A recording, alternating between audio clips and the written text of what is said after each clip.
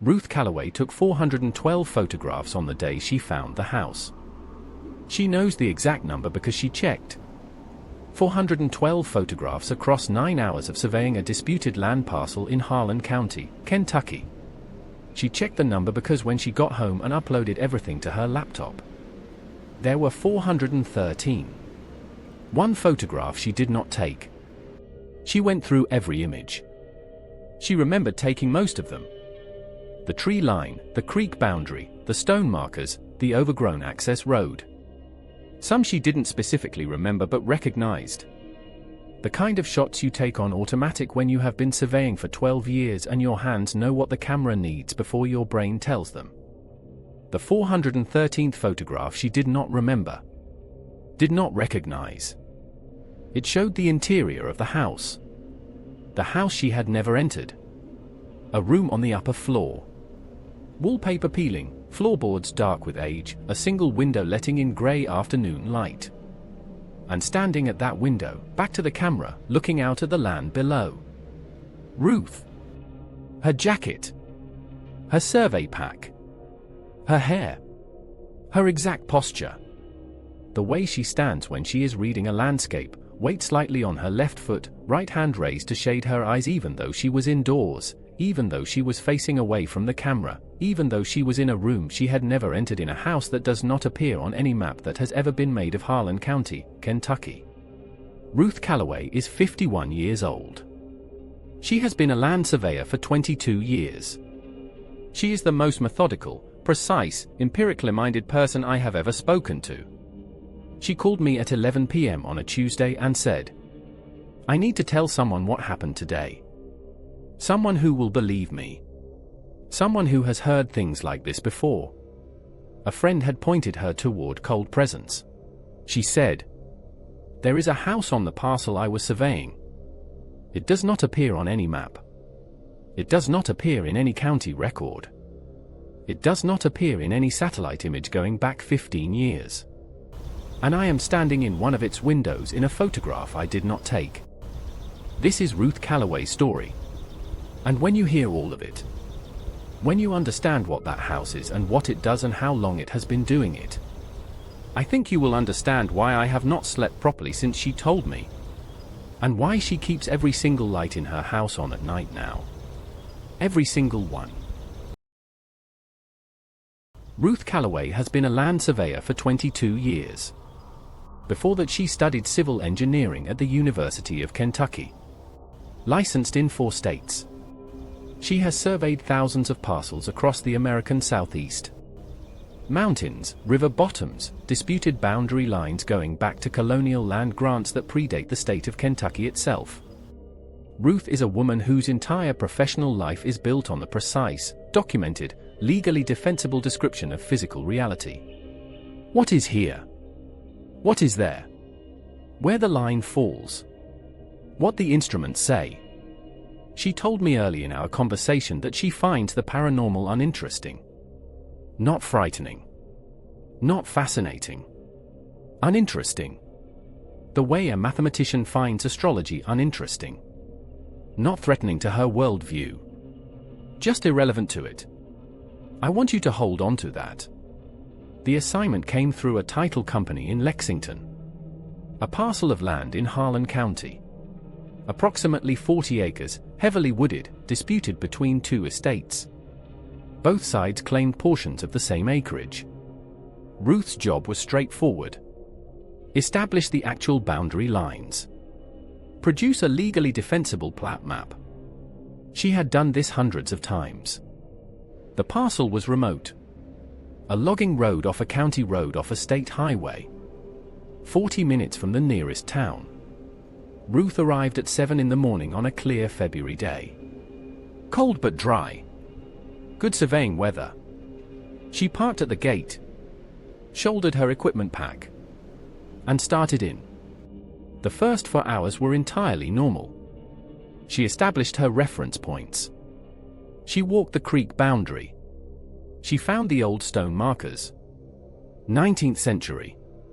Set by county surveyors in the 1840s. Still legally binding. And documented their positions. She took her photographs. She made her notes. She drank her coffee from a thermos and ate a sandwich sitting on a fallen log and thought about what she was going to make for dinner. At approximately 11:30 a.m. she pushed through a section of dense cedar growth following a boundary line northeast. And stopped. There was a house in the clearing ahead of her. A house that was not on any document related to this parcel. Not on the title company's records. Not on the county property rolls. Not on the USGS topographic map she had studied the night before. Not on any satellite image she had pulled. Multiple services. Going back 15 years. A house that by every available record did not exist. Ruth told me that in 22 years of surveying she has never found a structure on a parcel that wasn't documented somewhere. Never. Not once. Until February. Ruth described the house to me in detail. 2 stories. Timber frame construction. Hand-hewn logs mortised together. Not milled lumber. The kind of construction that predates the Civil War. The exterior was weathered to a uniform grey consistent with 50 to 70 years of exposure. Though the structural integrity appeared far better than that age would suggest. The roof was intact. The windows were intact. Clouded with age but present. No broken panes. The front door was closed. She estimated the house at approximately 1,800 square feet on 2 floors. Modest by modern standards. Substantial for the era she estimated it was built. Here is the first wrong thing. Ruth took a GPS reading standing in front of the house. Coordinates placed her on the parcel she was surveying. Consistent. Repeatable. Exactly where her instrument said she was.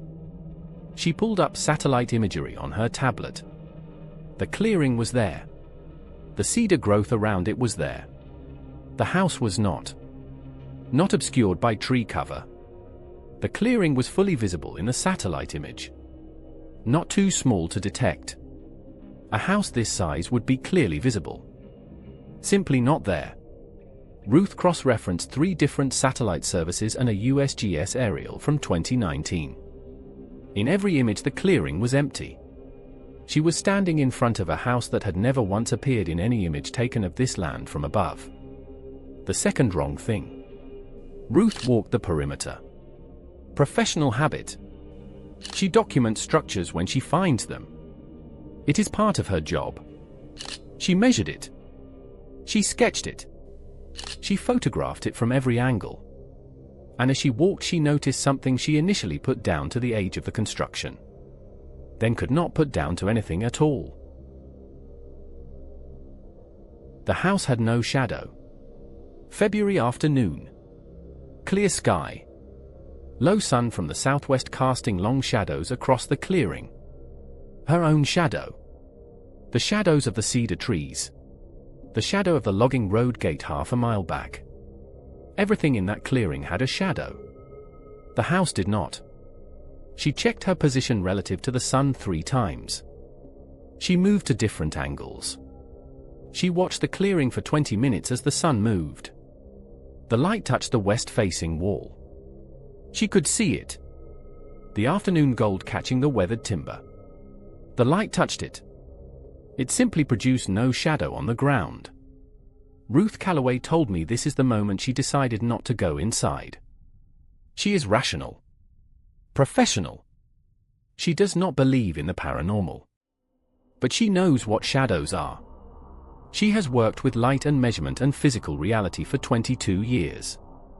And a physical object that receives light and produces no shadow is not something she has a rational category for.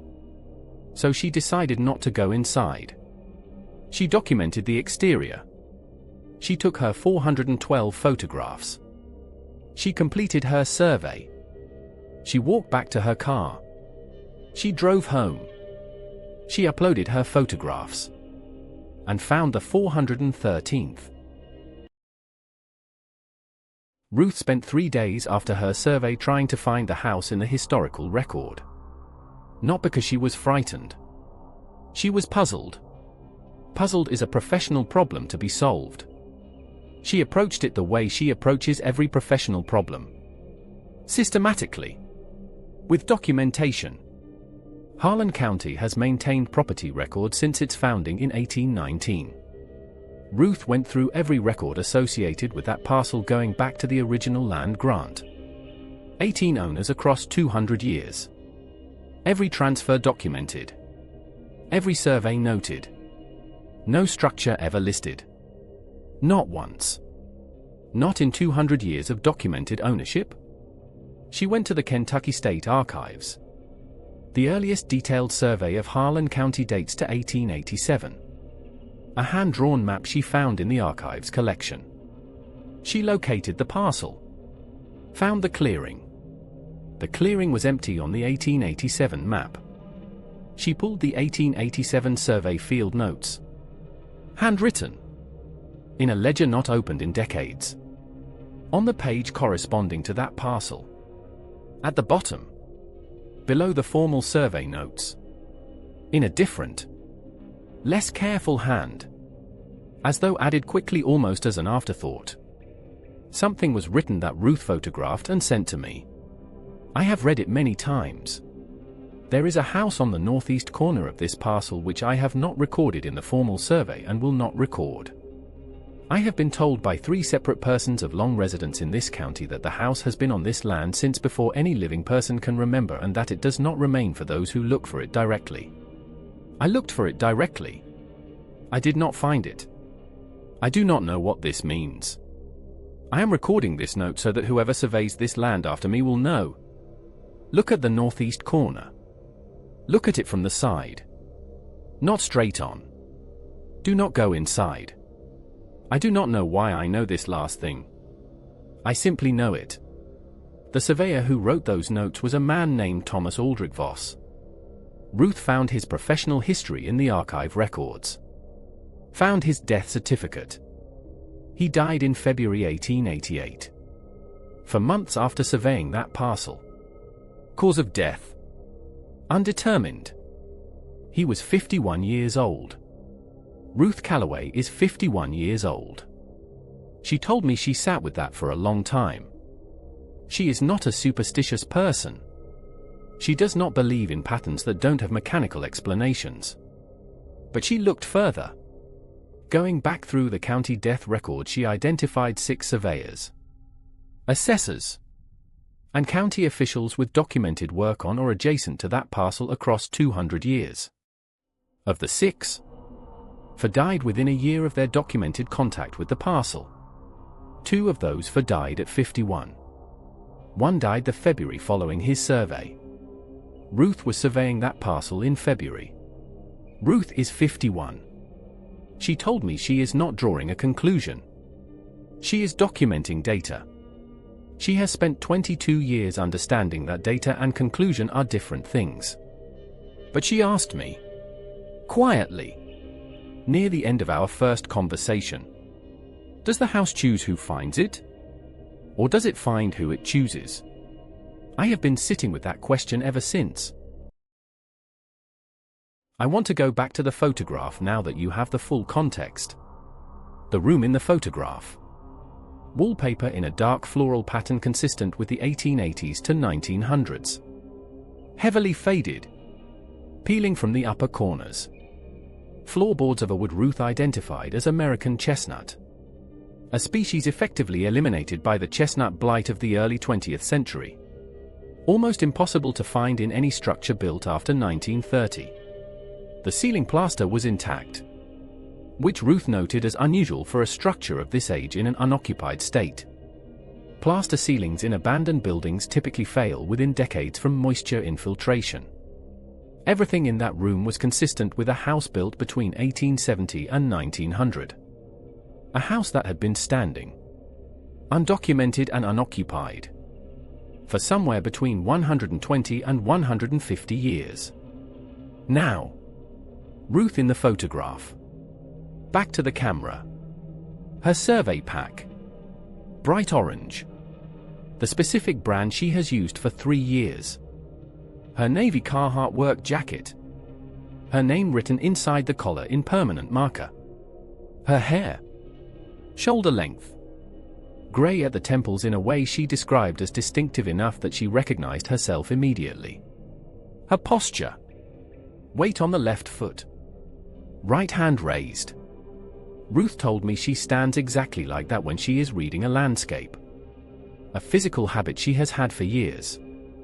Specific to her. Not something anyone else would know to replicate. She is standing at the window of a room she never entered, looking out at the land below. I asked, "When was the photograph taken?" She said, "The light is consistent with mid-afternoon. Southwestern exposure."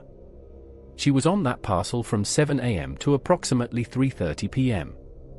She was in the clearing in front of the house at approximately 2 p.m. Mid-afternoon southwestern light would put the photograph at approximately 2 p.m. She was not inside the house at 2 p.m. She was not inside the house at any point. I asked, "Is there any possibility it is someone else?" Ruth said, "No."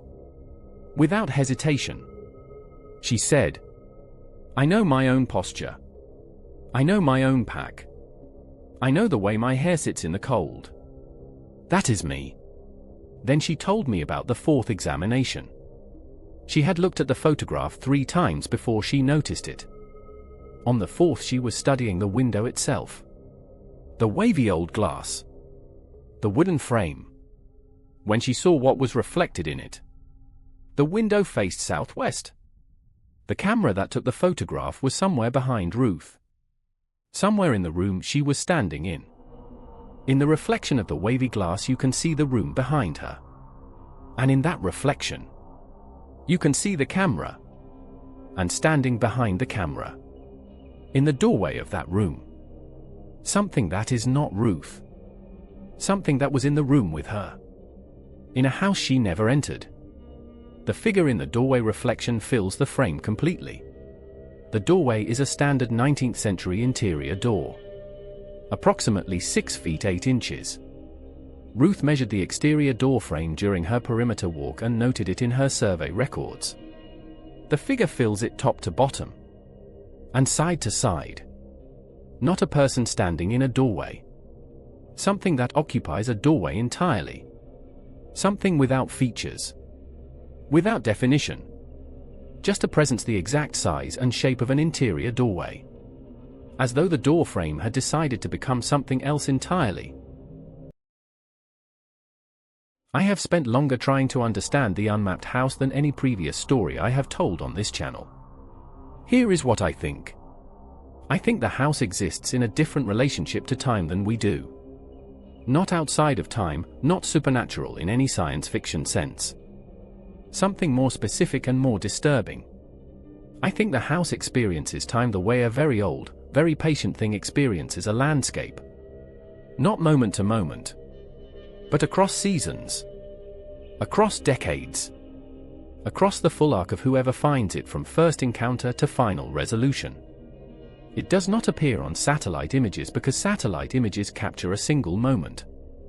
The house is not entirely present in any single moment. It is present across a longer span of time that includes the before and the after of every person who comes to that clearing.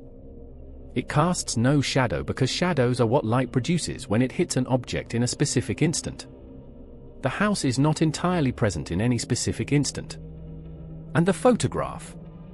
I think the photograph is the most important thing Ruth brought back from that parcel. Not because it shows her in the house.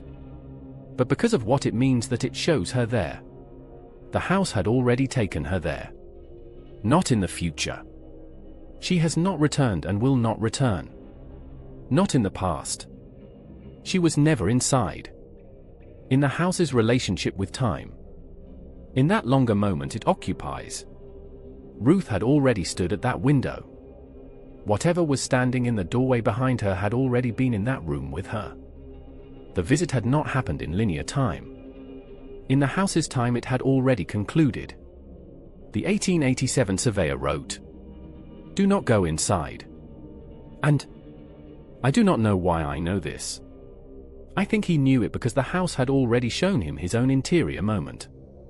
His own version of Ruth's photograph. And he understood. without understanding how. That the thing in that version of events was not something he should be alone with. Ruth made the same decision he made 137 years later, without knowing he had made it. He died for months after his survey. Ruth called me 2 weeks ago. She is still at home. She has not returned to Harlan County. But she told me something in that call. She said, "I keep having a dream. The same one. Every few nights. I'm standing at a window, looking out at trees. I don't know the room.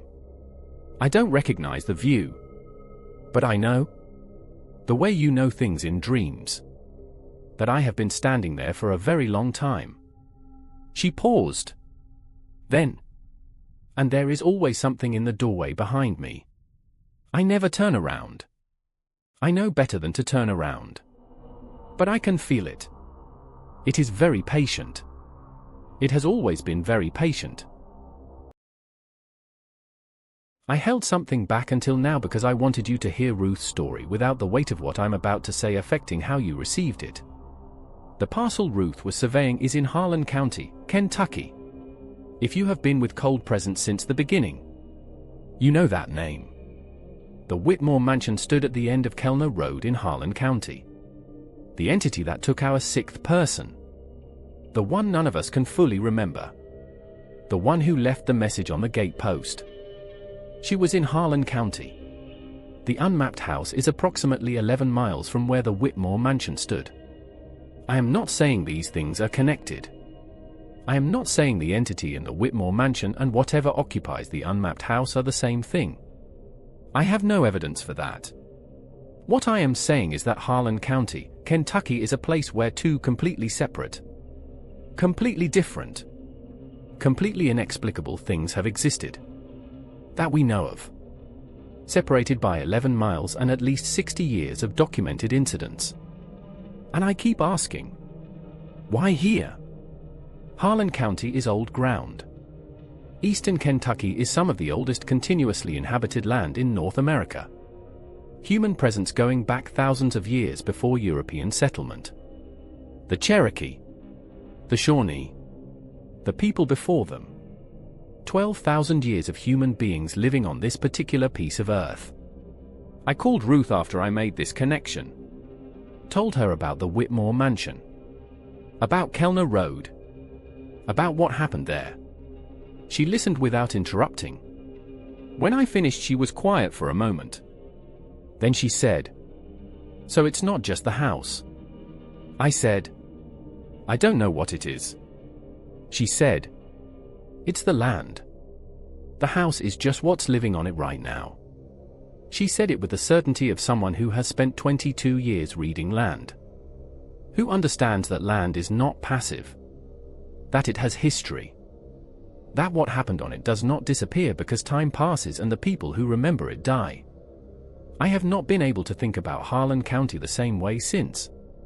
I am not sure I will ever drive through it again. If you have been with ColdPresence since the beginning, you know that name. The Whitmore Mansion. The house is just what's living on it right now. Before I let Ruth go on our last call, she asked me something. She said, "The photograph. The one I didn't take. If something in that house took it. If something was in that room with me before I was ever in that room. Why did it let me see it? Why put it in my camera roll where I would find it?" I didn't have an answer. I still don't. But I have a thought. The 1887 surveyor left a note in the field record. He wrote, "I am recording this note so that whoever surveys this land after me will know." He wanted the next person to be warned. I think the photograph is the same thing. I think whatever is in that house put that photograph in Ruth's camera roll the way Thomas Aldrich Voss put that note in his field record. As a warning. For whoever came after. For whoever was going to find the house next. For whoever was going to stand in that room. The difference is that Voss's warning said, "Do not go inside." The photograph's warning is different. Because Ruth never went inside. And she is in the photograph anyway. Ruth is still in Harlan County. Her family has been in the county for 5 generations. She is not going to be driven out by a house on a disputed parcel. She keeps every light on at night. She does not look at the photograph anymore. She told me the dreams are getting less frequent. I hope that's true. But Ruth asked me something else at the very end of our last call. Something she had been building toward without knowing it. Something that came out quietly. Almost as an afterthought. Like she didn't want to give it the weight of a real question. She said, "Do you think it photographed everyone it chooses?" I said, "I don't know." She said, "Because if it does..." She didn't finish the sentence. She didn't need to. Ruth is okay. That is the most important thing I can tell you, and I want to tell you first. She is at home. In Harlan County. Every light on. The dreams less frequent now. She filed her survey report with the title company. She noted the undocumented structure. They flagged it for follow-up. Nobody has followed up. The parcel is still disputed. The house is still there. I have one question for the comments. Not about the photograph. Not about Thomas Aldrich Voss. Something bigger. If you have been watching ColdPresence since video 1, you know about Harlan County. You know about Kellner Road. You know that something has been in that county longer than anyone has been there to document it. The unmapped house is 11 miles from where the Whitmore mansion stood. Do you think that matters? Leave me your answer. I am going to read every single one. Because I have been sitting with that question for 3 months and I have not been able to answer it. And I genuinely think, that someone in the comments is going to say something that changes how I see it. I have been wrong before. About Harlan County. About what I thought I understood. Subscribe if you want to know what I find out. 2 weeks. Same time. And if you are in Harlan County tonight, don't look directly at things. Look from the side. That's what the 1887 surveyor said. I think he was right about more than the house.